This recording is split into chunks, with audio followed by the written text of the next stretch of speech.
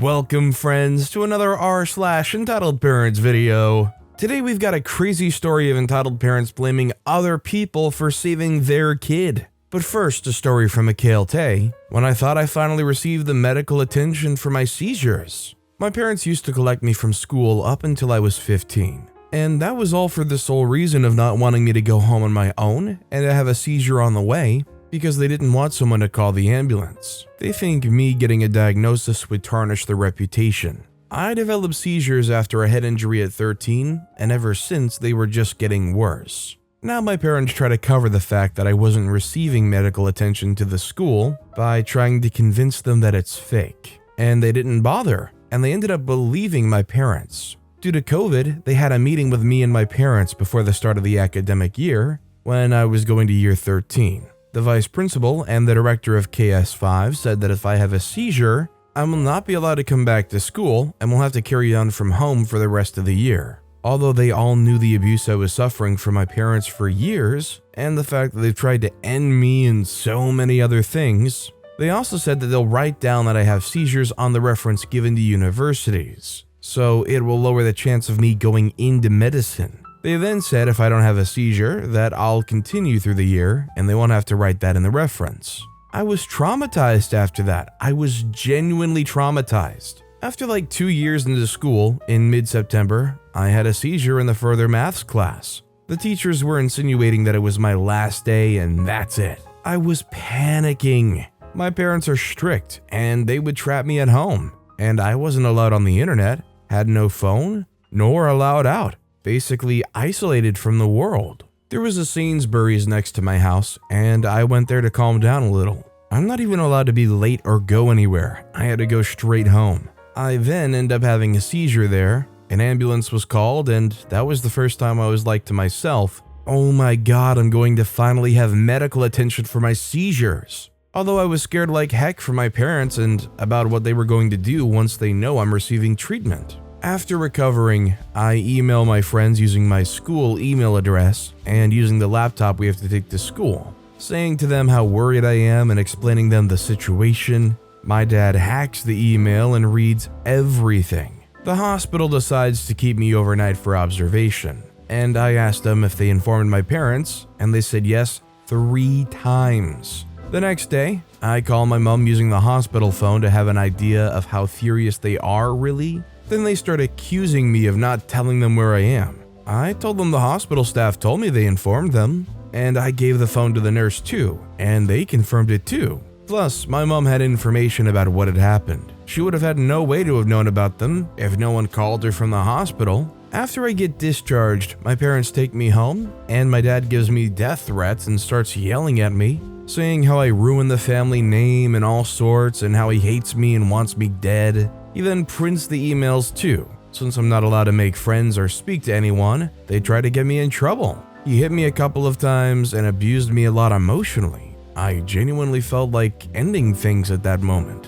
We had a meeting on Friday that week with the school about considering me staying in school but with a reduced timetable. My parents then decide to get the emails out and show it to the vice principal, accusing me of not abiding to school rules because emails should only be used for school purposes only. Like my parents cared, they just wanted me in trouble. They also told the staff about how apparently I didn't inform them when I stayed in the hospital and said that it was my fault. I don't even have a phone to call you with. Whose fault is it then? Then ever since, when I received hospital appointments after social services closed the case, he forced me to cancel them. And when social services were involved, he always forced me to delay the appointment, then I end up canceling it. So I didn't receive treatment for years until I just ran away 4 months ago. Honestly, I think these parents are straight up spineless. They care more about looking bad than taking care of their own kid. Not even just a friend, a relative, it's their own kid they're embarrassed about.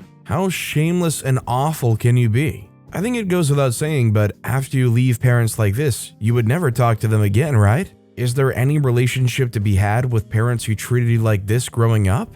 Let me know what you guys think in the comments down below. Our next story is from Unknown UI. My sister thinks she can keep my gifts. Let me start by saying that I'm not a native English speaker. I'm not in the US or in North America. Where I'm from, we have some unusual traditions and festivities. Being one, the Kid Day. It's basically a day where people give presents to the younger children or younger children and their families. If you're lucky like me, I'm almost 22, you'll get gifts as well. Well, I've been craving for a thermic bottle. Not exactly what I mean, but it's the closest I can explain because I don't know what to say for what drink I actually want to keep hot water in. I was lucky enough to get one from my mother because they're quite expensive. And with my job in college, I couldn't afford it. My mother gave me the bottle on Friday. The Kid Day was last Sunday. Well, I spent the Saturday at my boyfriend's house. I stayed there, and the next day, my mother-in-law gave me a gift because she's the sweetest. And surprise, it was another bottle. I was shocked, and so was my mother-in-law. When I came home and showed the coincidence, my sister said that now they have a bottle. And I said no because it was mine, and she insisted on why I would want 2 bottles. And I said I wasn't going to re-gift my gift because it was an awful thing to do. And she was really pissed because she wanted the extra bottle. Told me I was selfish for wanting to keep them both. And I said I was going to try to exchange them. And she was even more pissed. It ruined my whole day because she screamed at me because I didn't want to give her my gift. She even threw the bottle on the floor. My boyfriend told me I shouldn't feel guilty because she acted like a child. And he might be right, but I still feel bad for the situation till now. Also, some stuff happened afterwards, and I'm pretty sure she did them out of spite over what happened. Is it a situation with an entitled person? I definitely think OP dealt with an entitled sister in this situation. If you get given a gift and it's a duplicate, I don't think there's any issue if they want to, ask. But even that can be kind of perceived as a little imposing. Bottom line, it's your gift to do with what you want, and you don't deserve to get grief for doing whatever you want with your gift. Our next story is from Cheerful Butter Kitty. Entitled parents blame us for saving their daughter. This happened almost a month ago, and I have to say it still feels unreal. I figured now was an okay time to post since the police is closing the case. Now, I'm not mentioning any names or places. I'll be as vague as I can while still telling the story for privacy's sake. Okay, let's begin. For context, I don't have many friends, and my closest friends tend to be family members. In this case, my cousin Jill, 16-year-old female. Jill and I were getting along very well despite her jerk parents. Her parents have caused my mom 20+ years of grief and stress. Her father, Ken, can be abusive sometimes. Jill grew up with him throwing things sometimes and hitting her brother. Her mother, Barbie, would always say that she would leave him and wake my mom up at midnight to come get her. But then when my mom got there, she says she loves him and doesn't want to leave. I understand that abuse does mess up things to your mental state, but we've had enough of her constantly using us for money. There's another story of her spending about $1,000 of our money for herself, but that's not the point. Anyway, to the actual event. Everyone was just about done with Jill's parents, so she mentioned the possibility of living with us if she got parental permission.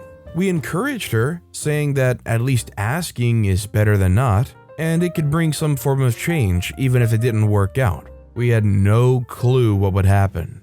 Barbie obviously whined to Ken about her daughter wanting to live with someone else, and Ken messaged Jill. He said, "You better be home in 10 minutes. If not, then I'll call the police and report you as a runaway. Then you'll be put in juvie to await your court date." We were shocked and my mom, Saint, got pissed. You don't want to upset my mother. We all saw red as Jill started crying and panicking about the situation. Though when we got there, we unfortunately had to leave her there since her parents didn't want us staying.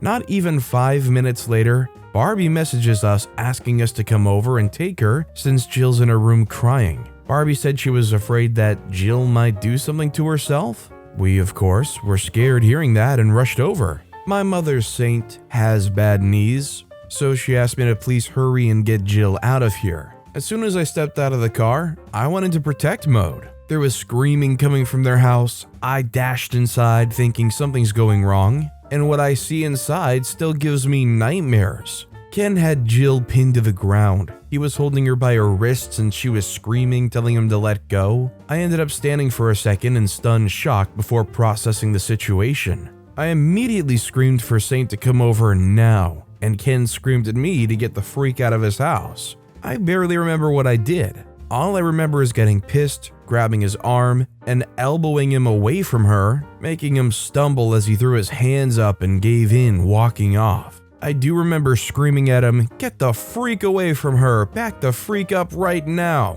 All the while, Barbie's on the phone with 911 saying her daughter went crazy. After he was separated, I do admit I acted like a feral mother cat when her kitten was in danger. Even when the police showed up, I tensed up and pulled Jill closer to me when the cops got closer. Me and Jill were in tears, and the police officers took a gentle approach. They eventually got her away from me to ask her questions, but when they were done, I brought her right back next to me and acted like a feral mama cat. I later learned that apparently in my rage, I got an inch away from Ken's face and was screaming at him as I was pulling him off of her. Jill joked later on that she learned that day to never piss me off. Jill also told me later what actually happened. She felt scared with Ken and locked her room and started crying, screaming a little to let her anger out as I told her to do instead of using more drastic measures. Ken told her to open her door. Jill asked him to give her a moment since she was trying to calm herself down. But Ken insisted and began banging on her door. She got scared, but when she saw us outside, she got her back and opened her door, walking past Ken. She quickly told Barbie that, "Saint and OP are here, I'm going." Apparently Barbie didn't want this, even though she asked us to take Jill with us. It's still confusing, but Barbie grabbed Jill's arm, and that's a trigger for Jill, so she obviously reacted by pulling her arm away. But Barbie ended up falling and bringing Jill down with her, where Ken then decided, "Oh, I obviously need to pin my daughter down." Yeah, so logical, Ken. But even then, a few days after the incident, Jill sent me a message saying that now both Barbie and Ken believe that we were at fault and were trespassing on their property, even though we were invited by Barbie. I have many more entitled stories that I remember and that Saint remembers. It just still blows my mind that now they're trying to act like a happy family temporarily with Jill who's not having it, and that the police think everything is completely fine. I'm willing to bet that Barbie has some issues going on here. I think there's periods where clearly they want the best for their kid, but then at the same time, when it looks like they're going to maybe lose their kid, they don't want them to go, they don't want to lose their kid, they're maybe afraid of a reaction that Ken will give Barbie. Whatever it is, I think there's some serious conflicting thoughts going on here. Our next story is from Strange.6645, entitled "Parents Let Their Kid Abuse All His Classmates at School." Hi, this time I bring you a story that happened to a friend when she was in 7th grade. It was my friend Stephanie's first day of school, and there was a new guy called Kyle. Soon, everyone realizes that the boy was absolutely aggressive. While he was talking to another guy, he got upset over something seemingly insignificant. However, it was enough reason to make Kyle start throwing chairs and tables around the classroom while he was swearing at everyone. On another occasion, Kyle starts bothering a girl and began to unbutton her blouse while pushing her and pulling her hair. No one dared to defend the girl because Kyle was really tall and strong, so everyone was afraid of him, until the boy dared to defend her. However, Kyle tossed him across the classroom. Another day, Kevin, a pretty quiet guy, wanted to try and be friends with Kyle. But that was a bad idea because Kyle was obsessed with him and wouldn't leave him alone for even a minute. So it made Kevin very afraid of him, and it was then when my friend Stephanie reached out to Kevin and helped him get away from that toxic friendship. But obviously Kyle took it very badly and started harassing Stephanie, often hitting her. Kyle was the most hated kid in the entire school because these are just a few examples of him. He was always in charge of bullying everyone else and forcing them to do what he wanted. Eventually, Kyle's parents were called to talk to the principal, and they said that it was everyone else's fault for bothering him, that he was just defending himself, and that they were the ones who were wrong, and that the ones who should be punished were the children that didn't stop harassing their little angel. And they argued that their baby wasn't to blame for anything because he had autism disorder, so the other children had to learn to accept him. Finally, after all the children and their parents protested to get Kyle expelled, they stopped taking the students to school and even closed the school. The students agreed to send a letter to social services, and together they wrote 10 pages. But unfortunately for everyone, it took a long time for Kyle to be expelled from school. What I'm failing to understand here is if Kyle was actually diagnosed why is there no actual treatment for that or any kind of catered classes or anything? Was this just like a super small school? They just didn't do that thing? Is this just one of those old-fashioned schools that doesn't really believe in special treatment for diagnosed kids and things like that? I don't know. This next story is from normal Reddit user 22. Normal grocery Karen experience becomes an arrest. Just about back in the USA in Walmart. Of course in Walmart, did you think it was Target or Chick-fil-A? Me and my dad were shopping for some school supplies. Then while we were organizing stuff, I realized the new backpack was broken and I couldn't use it, so we had to go back to the store. We head over to customer service. Chapter 1, an angry lady. Me and my dad walk up to customer services to get a refund and a new backpack. Meanwhile, we see a woman yelling something about headphones in stock at the employees. My dad knows how Walmart is and just watches. As I put on my headphones and begin to watch some YouTube, then I see the poor kid just standing there next to his mom waiting for her to stop. Only after the full encounter happened, I realized that she wanted some sort of headphones. But since they were such an expensive product that Walmart didn't expect a crazy lady to want, they were out of stock. Back to the story. The lady now throws something at the employees. I think it was a sign or something. And now my dad realizes that this is going to turn into a bad time. So we do the smart thing and start walking away, which lets Karen notice. She now dashes over to me and my dad while we have our backs turned. She left her kid at customer service too. Chapter 2, now it involves OP. The lady runs over and instead of trying to ask me for my headphones, annoy me, or anything that involves talking, she grabs my headphones and in turn my normal phone. She picks the phone up off the floor as my dad just looks in shock. 2 men and 1 woman, all employees, go to chase her down. My dad decides to follow them when the crazy lady's caught. I only hear screaming, some ows, and a lot of swear words. My dad now speeds up because he isn't 60, why would you think that? When we arrive at the last sight of Karen, there was 1 security guard and 1 male employee who had tackled her. She's screaming to the tip of her lungs capacity. 1 female employee comes up to my dad and asks him if these are his headphones. The headphones were so mangled that the only part you could tell were some headphones is the connection thing you put into your phone. Luckily, she gives me my phone and it only has like minimal damage. Chapter 3, the aftermath. We decided to leave, but we were key witnesses or something like that, so we had to wait. There I see the kid just sitting next to his mom being tackled by 2 men. When the cops arrive, everyone damaged by the lady wants to press charges. She doesn't scream or say anything, she just spits.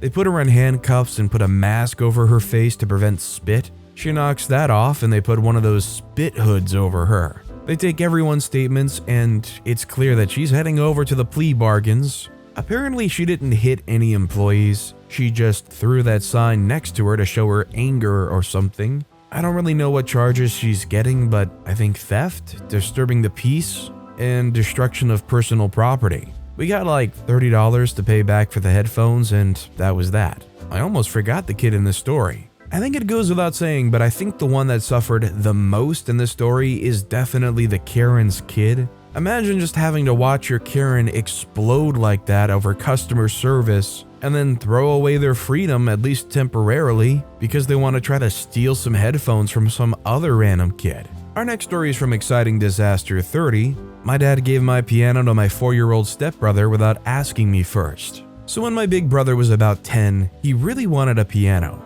So my dad gave him one for his 11th birthday. But my brother didn't really play at all, so my bro gave it to me when he was about 13. And I really loved it. He gave it to me when I was 10, almost 3 years ago. What happened? So we went to a small vacation house at the eastern part of Israel, and my dad's girlfriend came over with her kids, my stepbrother and stepsister. Well, my stepbrother's pretty entitled. He didn't like me swimming around at the pool. He threatened that if I splash water on him, he'll scream to his mom that I punched him. His mom used my towel as a floor rug so that when he left the shower, he went and wet the floor, and my dad got mad at me for it. Long story short, he's a dip idiot. Well, at the house we were at, there was a piano, and he wanted to play it, so he did. He had a lot of fun, so when they left, his mom decided that they should buy him a piano. How lovely. But it's very expensive. So on one of the days my bro and I were at my mom's home, My dad just went into my room and took it. It's very easy to take with you. It was an electrical piano with foldable legs. Drove over to his girlfriend's house and gave it to him. Didn't ask me, didn't even tell me until I returned from my mom's house. I don't know what to do. I can't talk to him about it because he would just yell at me. I just wanted to complain because I just feel like he would prefer me being sad but his girlfriend loving him. I don't know how to end this post, so, well, have a good day. Bottom line, I think the most important thing for OP is to communicate to their dad exactly how this treatment makes them feel. OP should be able to explain to their dad that they're feeling like they're getting treated second rate to their own step-sibling, that he had his stuff taken away just to make the other kid happier, siding with them more all the time. OP should probably say something along the lines of like, I understand that's pretty much your family now, but every day that goes on it feels less and less like you're actually my dad. Something that just really gets across to him that, hey, you're treating your second son like garbage compared to your third son. This next story is from This Is Ridiculous 96. Not sure how to feel about kids playing on my rented property. A year ago, my partner and I rented a house which has a backyard and driveway that loops around the house. On the edge of the driveway, there's a development of townhouses which have a connected yard. Last year, one parent asked if it was okay if their two kids could ride their bikes in our driveway. We said okay. Before we moved in, this house was rented to an Amish family with a dozen kids. Now all the neighborhood kids seem to think that this is their playground.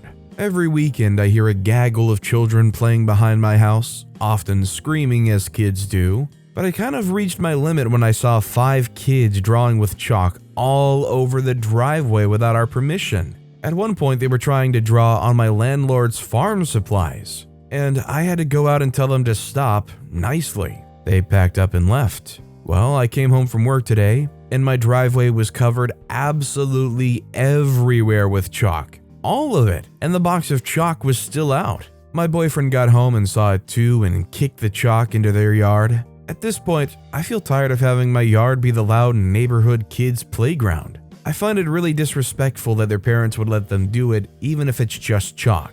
If they even know. I don't know whose kids are whose. I want to be able to walk into my kitchen a little undressed in the morning and not worry about children seeing. I want to relax in my garage without yelling or worrying about if they're messing with my car or whatever. I'm really big on privacy. I'm just wondering how to approach this. A total ban or rules? I feel like a big child-hating jerk, but I really just want them to go away. I only like kids when I have a personal connection to them, otherwise I find them very annoying. So I think in OP's situation that they should just try to enforce a full-on ban. Just based off of what OP's saying here, let's be fair, they don't really want to try to enforce rules. They don't want to try to force restrictions. They want these people to stop showing up in their yard. And honestly, I'd be right there with them. I'd feel the same way. I wouldn't want these kids running around my yard. Plus, it's a liability disaster because if they get hurt on your property, doing something on your property, their parents can probably go full on Karen and try to hold you liable. Our next story is from Restless Mind 95. He doesn't know any better. My parents, dad is 54 and mom is 52, are angry with me for not ignoring my older brother's, 32, predatory behavior. Just a little context about my older brother and the situation at hand. My brother is 32 years old. He's never had a job. He dropped out of community college after 2 semesters for never doing his assignments. He lived with my parents his entire life. He sleeps all day and stays up all night playing video games and watching adult entertainment. Both my brother and I, 27-year-old male, are diagnosed autistic and present our symptoms similarly, but I've been working since I was 17, got my driver's license at 17, bought my first car at 24, and started college in 2019. My parents constantly use my brother's autism as an excuse for his appalling behavior, even though we're both on the spectrum. In November of 2020, I moved back in with my parents because I left an abusive relationship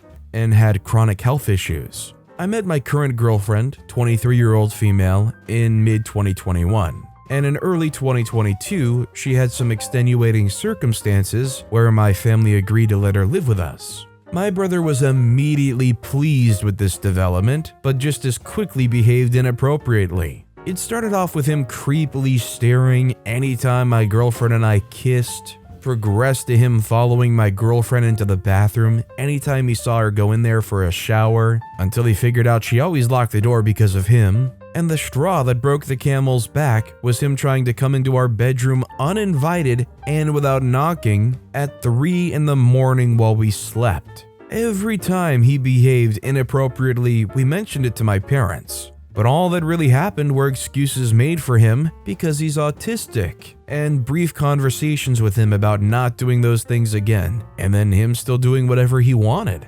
Anyway, after the bedroom incident, they kicked my girlfriend out, making her homeless for a brief period of time because she had a PTSD panic attack since my brother made her feel unsafe. As a result of this, my girlfriend and I got an apartment together, and I moved out too because I didn't want to be in the same house as my brother. I was upset with the way my girlfriend was treated, and I wasn't willing to break up with her, which my parents wanted me to do.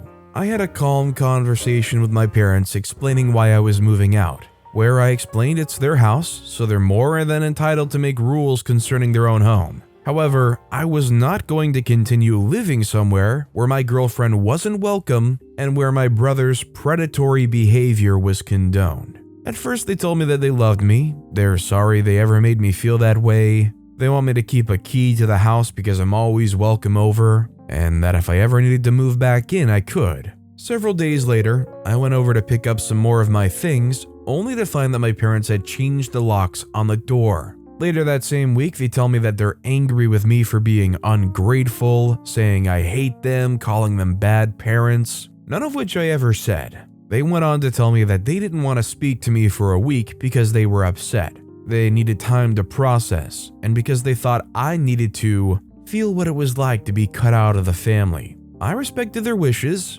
and later my parents agreed to family therapy, which they quickly backed out of because they were only willing to do it over a 3-way video call, and my therapist's website wasn't able to do that. I'm not sure why, but my therapist said it wasn't doable. At which point, I told my parents I would be willing to attend family therapy with a therapist of their choice who would do the 3-way video call, but that has yet to happen. That same Sunday, my parents invited me over for dinner, which I thought went well, only to find that they would continue to dodge my calls and leave my texts on read after that night. They eventually contacted me and told me to stop using their house as storage and pick up my things, despite requesting that I stay away for a week. My girlfriend and I go over to pick up the rest of our stuff, which was awkward but quick. Later that day, I got a text from my mom wishing me luck at college, but my parents still aren't willing to talk about the issues that led to me moving out, or even to come over to see our new apartment after being invited over because, despite the circumstances,